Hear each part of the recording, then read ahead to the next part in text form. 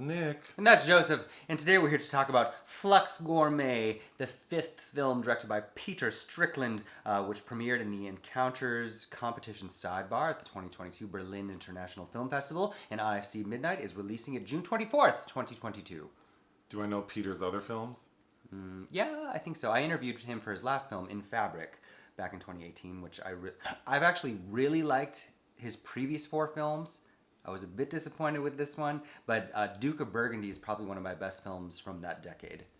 Okay. Which I know you've seen that film about the S&M lesbians and that are lepidopterists. What does that mean? The butterfly collectors. Oh. I know you've seen that. Vaguely familiar. Berberian Sound Studio in 2012. I also highly recommend, which there are some ASMR similarities, because that's about the sounds created in a giallo film. Starring Toby Jones, and even his 2009 debut, Katalin Varga, I'm also a big fan of. Okay, the basic premise of this story is we're focused on a culinary arts school. But instead of teaching food science, they are like creating art with food. So we focus on one group of artists who are in residency. Mm-hmm. And I guess we'll call her like the headmistress. Mm-hmm. What's that character's name? Jan Stevens. I think she's the most interesting part of this movie. Played by Gwendoline Christie, yes. The performance is fabulous. Her looks are fabulous. Mm-hmm. This entire film is absurd, but I think the absurdity works the best with her. I agree. But anyway, there's contention between the headmistress who has selected this group of artists to be in residency and the leader of that group, whose name is Elle. Elle. Elle. Played by Fatma Mohamed, who is, I guess, a muse of Strickland. She's been in almost all of his films. The point of contention between these two is over something called a flanger. A flanger, which is this device that like alters sound. And within this group of artists, these three people, so it's Elle, Lamina, played by Ariane of the Greek Weird Wave, and who has that's the one with the fried blonde hair. Yeah. And then this guy, Billy Rubin, played by Butterfield. Billy Rubin. And the lady with the blonde hair, who did I say she reminded me of? You said... If you mix Robin Wright... And Kristen Stewart. If you mix Robin Wright with Kristen Stewart, you get that lady. But Ariane is a notable actress all on her own. She's in Dogville and Alps and Attenborough. So these three people are... Dogtooth, sorry. Okay. These three people are, they're in this residency building up to like a final performance, like their thesis. But, they try it out throughout their... time there, and the headmistress, Jan Stevens, she has an issue with their performance over this flanger because of like one little tiny sound within this ridiculous performance. So of course it's absurd. And it's more about the power struggle with Elle. Right. And because Elle is like resistant to any criticism, like refuses to change her art. And then these games are being played. And also didn't know what a flanger was until Jan Stevens pointed it out. So, there's that happening. Then I would say the main character of the film is this guy named... Stones, played by Makis Papadimitriou from the film Suntan. Who is supposed to document this artist's work. So he's sort of living with them in their dormitory room, and he's video recording them and assisting them.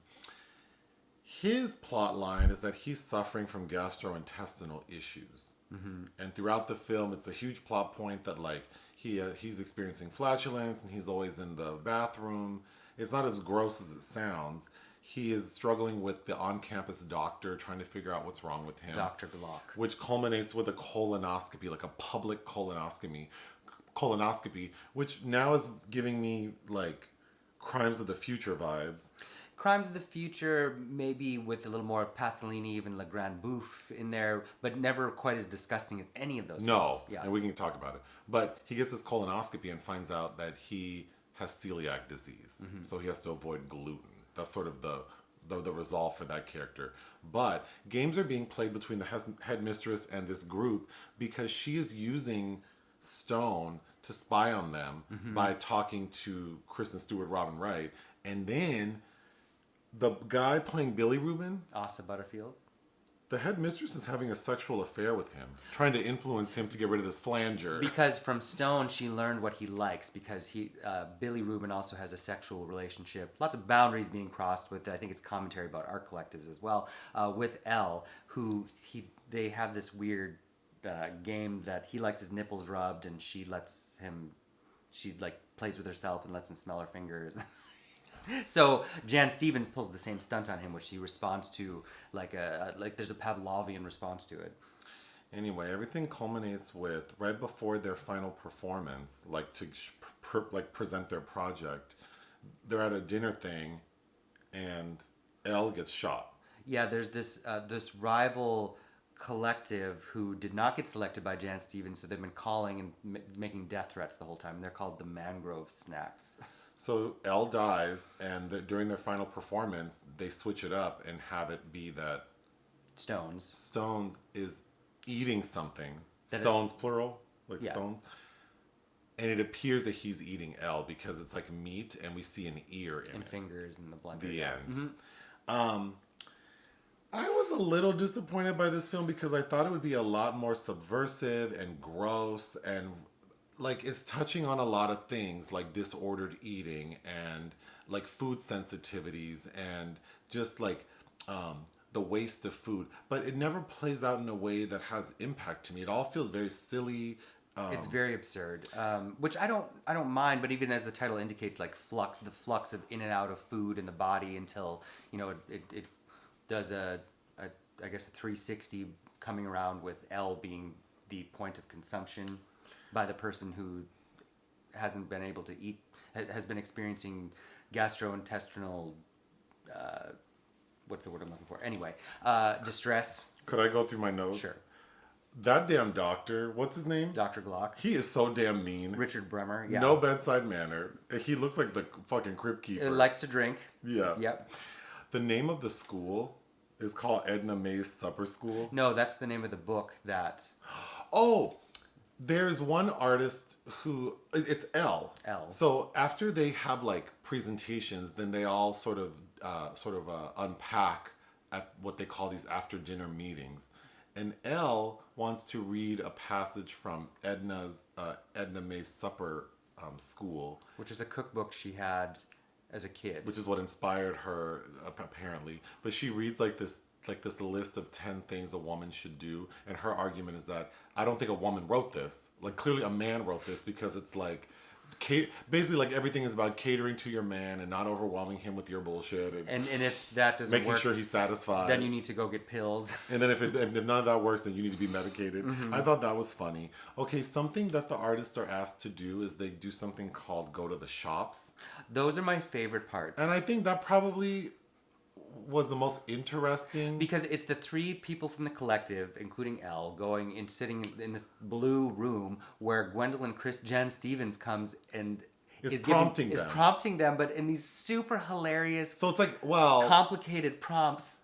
It's not. I mean, hilarious. Like it's not improv. It was funny because it's ridiculous. It's so stupid, but fun. I think it's funny because that actor and the way she's saying, like it was amusing. In her costume, she's wearing these like puffy, aristocratic kind of oversized garments that. And in bed, she wears like silk or satin head wraps to not mess up her like roller set. Like Betty Davis and the Virgin Queen. But then like some of them have like bunny ears, or some of them look like she just had like a root canal, so she's trying to kill. And she's got this dark ass makeup that kind of looks like those Mystery Science. What's that brain guy from Mystery Science Theater? Oh, with that dark eye makeup. That's what she looks like. There's a performance where Elle is like presenting to the group like bloody and naked on stage, and then of course after the performance she's feeling very vulnerable and lashing out at her team members. When Jan Stevens, the headmistress, comes in and says, "Oh, you were great."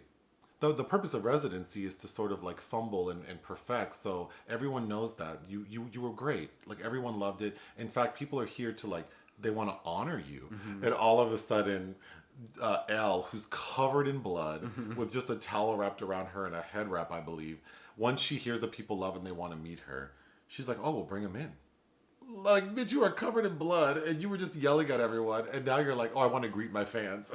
Well, and then Elle is interviewed by Stones and says how she came to be obsessed with this culinary world because she had a birthday party as a child where a German chocolate cake with walnuts was served, and her teacher had an allergic reaction to it. She was like, something so tasty for her, or tasty for me, so deadly for her. Yeah, like the writing, I really think the writing is so strong, and the acting. It's just that everything, like I don't love the story. If anything, I needed more fluctuations, if you will, because it really starts off in this weird, bizarre level and then just stays there. Unlike kind of the weird poignancy that you get to in that S&M relationship in the Duke of Burgundy, or kind of the weird textures going on in Fabric, which is about a haunted dress that has different effects on people as it gets passed around. But this is very monotonous. Mm-hmm. Well, so then there's a gay bar in downtown Los Angeles called Precinct, and once a month they have a night called Fat Slut, and basically it's like volunteers from the audience and drag queens get on stage and do performances while they play with food. So they're like sexually, so they're eating provocatively. Yes, and I think if I compare that experience, which I'm only aware of. You've attended. I've never attended. But just hearing about it and seeing the posters, I have more of a visceral reaction to that than watching this film. Watching that in person also with there's homeless people right outside on the street and we're playing with spaghetti and chicken legs. Right. So that's why I feel like this film is a miss for me, because whatever the commentary is supposed to be, it's too mild. It's not pushing buttons. Yeah, I agree. There's so much that can be said about food in modern culture and the waste of food and these bullshit sensitivities people have. Particularly, people are very sensitive about the topic of gluten, and people have very strong feelings about their gluten allergies. But then we have this main character who has a actual severe allergy to gluten, and I feel like it could have played with that more. Well, and how this really is just a big waste of food, right? And disordered eating. And then one thing that I will commend is really cool shots. The audio visual components are well done, but they become monotonous because you would think that we would see people. Because the thing I didn't mention is Elle is vegan, and it's a point of contention between the group because Asa Butterfield's character, that's his name? Yeah, if I'm saying that right. Did Asa or Asa? Oh, he likes meat, so he's sort of eating meat on the DL because Elle doesn't like it. So then I thought, well, why aren't we getting sort of visuals of the consumption of meat and how grotesque and animalistic it is? She's not really...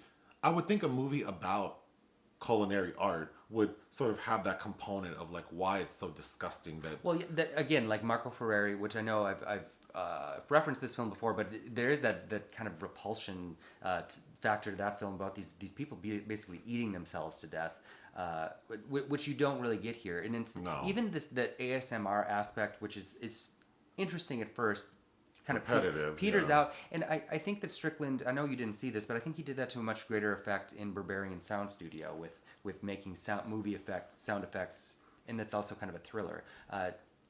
Again, this just kind of meanders and goes nowhere. The first time we realize Elle is really difficult is they are coming back to their dorm room, going up the stairs, and she drops a bottle of olive oil on the stairs. All over the stairs, yeah. And then, of course, Kristen Stewart is like, well, we have to clean this up because someone's gonna fall. It's a death trap. It's a death, and then we can't just wipe it up. You need soap and hot water. So immediately when Elle realizes that it's her fault and they're telling her you need to clean it up, she has a fainting spell. And again, I think the performances were good and the writing's good. It's just that the actual story just takes me nowhere. Fatma Mohamed, this is her largest part in a Strickland film. She's usually kind of a weird thing on the sidelines, but I like her. But again, Gwendoline Christie from Game of Thrones and the latest Star Wars film is so good. There's somebody has broken in and kind of ruined an installation, and she wants that flanger to be gone so bad that she plants it in the scene of the crime. Yeah, she orchestrates a burglary so that she can say oh, this flanger has fingerprints and I need to take it. So I guess she'll have to do a performance without it. and then Elle and her two cohorts dress up like what's her Musadora in Les Vampires and are digging through Jan Stevens' stuff and find it in a bird cage. It's locked. The flanger is locked in a bird cage. It's so crazy. Well, so then talking about her, you already alluded to the fact that she uses... Asa Butterfield's character is obsessed with sex. Anytime he talks, it's about sexual things. Mm-hmm. So she she sticks her fingers in her vagina and then uses the smell of her vagina to hypnotize him. Yeah. And I think that's funny. That was fun. That scene is awkward though because one, he's my least favorite part, and I think he's kind of miscast. And that wig he's That wearing is so distracting. I don't think he's any good in this role, but not enough to ruin this already kind of difficult to like film. But there's that scene with Gwendoline Christie where he's eating a sandwich when she first accosts him, and the shots of the sandwich keep changing drastically. Yeah. Like, that has to, it's so drastic it has to be deliberate. I don't know. I think for something so absurd and esoteric, it should have been like 80 minutes long, but it's like an hour 50. It's almost 2 hours, yeah. It felt long. It does feel long. Again, it stays at one note. It's at the simmering point that it never... My last note is there's another performance with the group where Elle smears... So we're like the audience in the film and us are supposed to think that because Stones has to have a colonoscopy and also provide a stool sample in like, you know, a cup with a label. So then we see her with it on stage and it's clear she's going to like smear this feces all over her. But the minute we see the feces, it's obvious that it's not feces. It looks like fudge. Yeah. And so then she does this performance and it's not very effective because it doesn't look like poop. It doesn't have the impact that it should. And then the following scene is like the AV tech guy sort of cleaning up the stage and he finds the actual jar of fudge that she took it from. So again, just like so many opportunities to make the like to make us have like a visceral response that like are just, I mean, there are none. Mm-hmm. I'm just sitting there like, this is weird and there are cool shots and there are some cool sounds, but I'm not really grossed out. I don't really feel bad about anything that's happening. I'm kind of giggling at stuff. Mm-hmm. Yeah, to me, it's Peter Strickland's weakest effort today, which is not that it's bad. It's just, I had very high expectations knowing his previous work. Do you have anything else? No. What would you give it? 2.5. I would give it 2.5 as well. Hit the thanks button. Listen to our podcast. Bye.